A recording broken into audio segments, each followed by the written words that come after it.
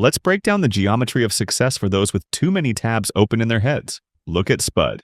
Right now, his potato brain is in a state of critical overheating as he tries to digest the trends of LinkedIn and Glassdoor. Before him lies the modern holy trinity of success: AI engineer, data analyst, and digital marketer. These are the three pillars currently holding up the labor market. The problem is that Spud wants everything at once. He sees the makings of a great coder in himself when he successfully reinstalls Windows, and he feels the potential of a marketing genius when he convinces his neighbor to buy him a beer. This hunger to embrace the infinite turns his life into the scanner's dilemma. Spud is terrified that by choosing one door, he will forever lock the other 10, the ones that might have held even bigger paychecks. Society is already preparing to label him a dilettante, a polite corporate way of saying, "Kid, you know a lot of stuff, but you're not worth a cent because you can't finish a single task." Spud is being told that the only path to financial freedom is to become an I-shaped specialist. They tell him, dig deep into one narrow niche, become the world's best at adjusting the bottom left pixel in a dog walking app, and hope that an AI doesn't replace you for $5 a month.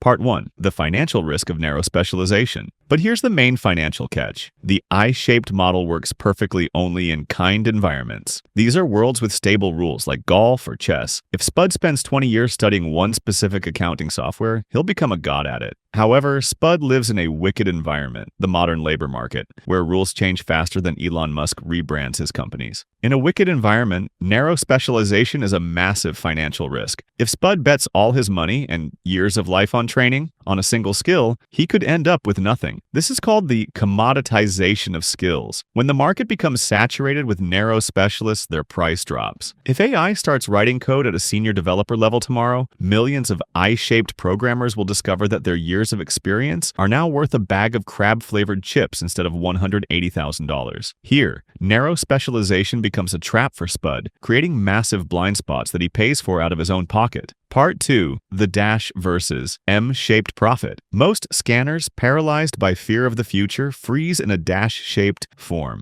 Spud knows a little bit about everything. He can hold a conversation about quantum entanglement, knows 3 chords on the guitar, and knows how to set up ad targeting for yoga lovers. His knowledge is a mile wide but an inch deep. The problem is people only pay for inch-deep knowledge with likes on social media. In the labor market, dash-shaped people are cheap labor, the first ones to be fired during any crisis. This is the perfect recipe for eternal financial anxiety and living on credit card debt at 29% APR. The way out for Spud is to transform into an M-shaped professional or a polymath. In the finance world, this is called skill arbitrage. This is a strategy where Spud builds not just one, but several deep pillars of knowledge. For example, one leg of Spud's is data science. The second is psychology of influence and copywriting. Separately, he's just another candidate in line. But at the intersection of these two fields, unique value is born. Spud becomes the analyst who understands why people click the buy button. Such specialists in fintech companies earn $250,000 plus because they are rare bridges between dry numbers and live cash. This gives Spud his main superpower, FAR transfer. While a regular specialist sees just boring code, Spud, thanks to his knowledge of psychology, sees the structure of user behavior. He sees the music of the market where others see only data noise. From a financial standpoint, the M-shaped model makes Spud anti-fragile. If the data market crashes, he has a pillar in marketing. He is insured by the very structure of his career. Part 3. Financial world domination plan, or at least paying the bills. To build this system without ending up with a zero balance, Spud needs a clear plan where every step is justified by its return. Serial mastery and learning ROI. Spud shouldn't try to build all pillars at once. His working memory isn't even enough to load Windows, let alone study coding and law simultaneously. He needs to choose one pillar for a financial season of 6 to 18 months. The goal is to reach 80% fluency, a point where people are willing to pay real money for the skill. This is his first investment in his own human capital. Once the first leg of the letter M starts bringing in a stable income, Spud reinvests his surplus time and money into building the second pillar. Strategic quitting as an asset exit. When Spud's curiosity in one area is satisfied and he hits the salary ceiling for his level, he doesn't quit like a quitter. He graduates.